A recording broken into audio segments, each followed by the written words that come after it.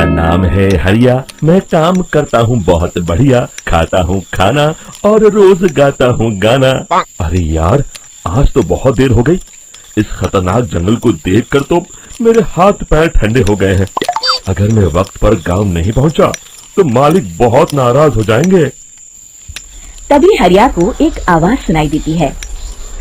सुनिए हरि जी। अरे, ये आवाज किसने दी? तभी हरिया को सामने कुछ दूर एक औरत खड़ी दिखाई देती है। अरे भाई, ये औरत अकेली इतनी रात को इस जंगल में क्या कर रही है? चलकर पूछना पड़ेगा। फिर हरिया अपनी बैलगाड़ी उस औरत के सामने लाकर रोक देता है और उससे पूछता है।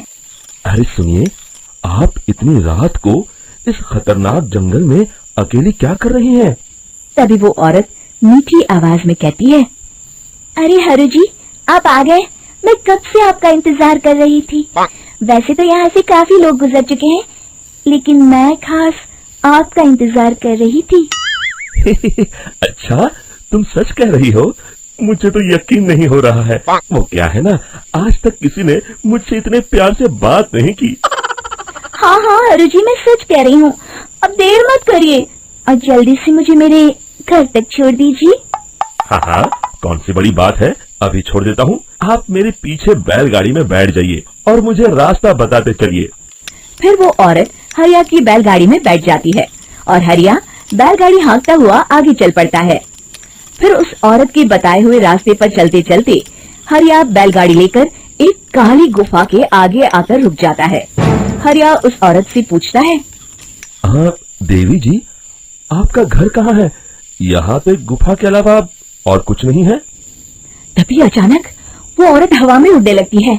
देखते ही देखते उसका सुंदर रूप एक डरावनी चुड़ैल में बदल जाता है और वो जोर जोर से हंसती है। अरे तू तो एक नंबर का बेवकूफ निकला। तू तो बड़ी आसानी से मेरी बातों में आ गया।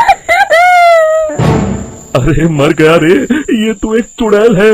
हे भगवान बचा ले, ये तो बड़ी डरावनी दिखाई दे रही है।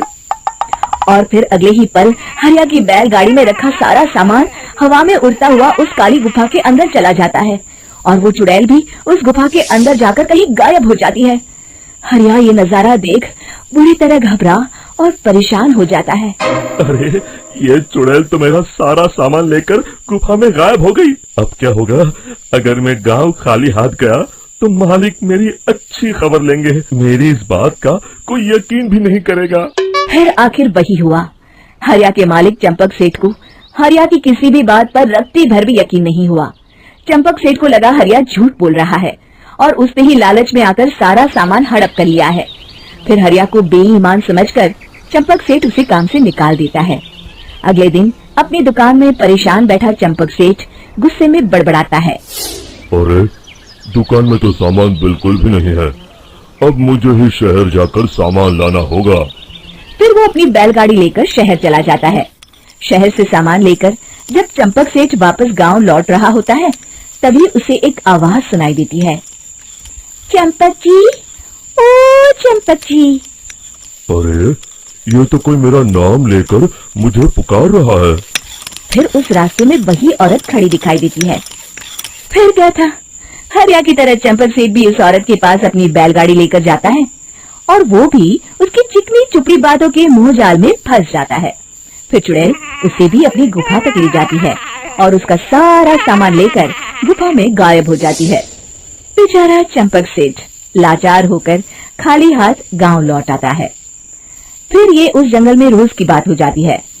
जो कोई भी शहर से कुछ लेकर गांव की तरफ लौटता, वो चुड़ैल उसे बेवकूफ बनाकर उसका सारा सामान लेकर गुफा में गायब हो जाती। एक दिन हरिया एक लकड़हारे को उसी जंगल की तरफ जाते हुए देखता है। फिर हरिया उसे रोकते हुए कहता है। अरे भाई, क्यों अपनी मौत को दावत दे रहे हो? मेरी बात मानो, आगे जंगल में मत जाओ। वहाँ एक बड़ी भयानक चुड़ैल रहती है। लकड़हारा हरिया की बातों को नजरअंदाज करते हुए कहता है। अरे भाई, मुझे पहले ही बहुत देर हो चुकी है, मुझे जाने दो भाई। शाम तक लकड़ियाँ काट कर शहर के बाजार में बेचना है।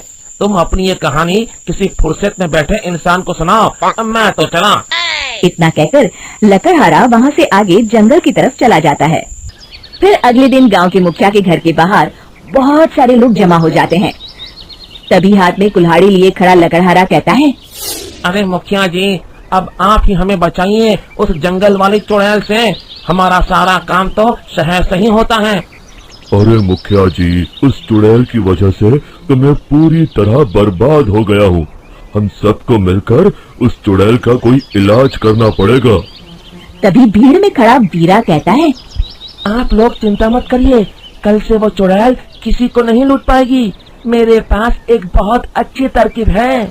तभी चंपक सेठ उसका मजाक उड़ाते हुए कहता है, अरे तेरा नाम वीरा है तो क्या हुआ? तूने अभी उस चुड़ैल को देखा नहीं है? जाकर अपना काम कर, बड़ा आया। तब मुखिया जी कहते हैं, नहीं नहीं चंपक सेठ, मुझे लगता है हमें इस लड़के को एक मौका देना चाहिए। फिर सभी गांव वाले मुखिया जी की बातों से सहमत हो जाते हैं और वीरा शाम को एक बैलगाड़ी में कुछ सामान लादकर उस जंगल की ओर चल देता है। वीरा, ओ वीरा, कहाँ जा रहा है? तभी वीरा मुड़ के देखता है, वही चुड़ैल एक औरत के रूप में खड़ी है। अरे बहन जी, मैं आपको ही ढूंढ रहा था। देखिए, मैं आपके लिए क्या लाया हूँ। अरे वाह, तो खुद मेरे लिए इतना सामान लाया है। तू ही अकेला गांव में समझदार है। जरा देखो, मैं भी खोल के, बड़े भूख लगी है। जैसे ही चुड़ैल उस सामान पर से कपड़ा हटाती है, एक भगवान शिव की तेज रोशनी उसके अंदर मूर्ति से निकलती है और चुड़ैल अपने असली रूप में आकर जलने लगती है। अरे मैं जल रही हूँ, बचाओ! बचाओ! ओम नमः शिवाय! मर गई मैं! देखते ही देखते वो चुड़ैल राख के साथ उड़ जाती है और सभी गांव वाले भी वहां आ जाते हैं।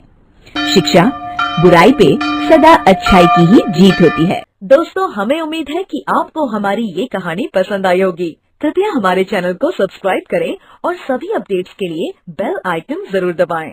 और हाँ, वीडियो लाइक और शेयर करना मत भूलिएगा। Bye bye.